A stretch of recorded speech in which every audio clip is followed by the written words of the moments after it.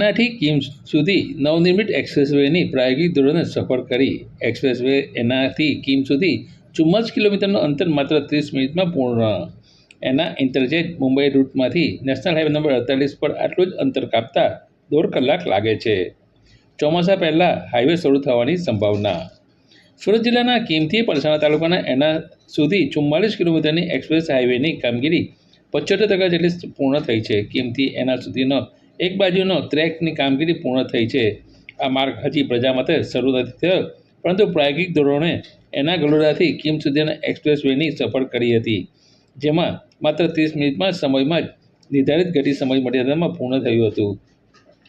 જોકે national highway number 48 પર આટલા જ કિલોમીટર કાપતા 1.5 કલાકનો સમય થાય છે, જેથી આ સુવિધાથી સમય અને ઇંધણ બંનેની બચત થશે.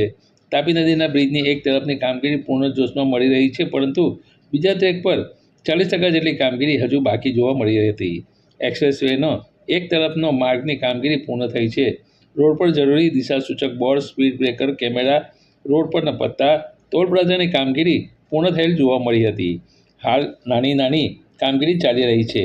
રોડની બંને તરફના પિચિંગ પર ગ્રાસ રોપવાની કામગીરી પણ ચાલે છે. જોકે આ માર્ગ હજુ જાહેર જનતા માટે ચોમાસા પહેલાં શરૂ થવાની સંભાવના સેવાઈ રહી છે.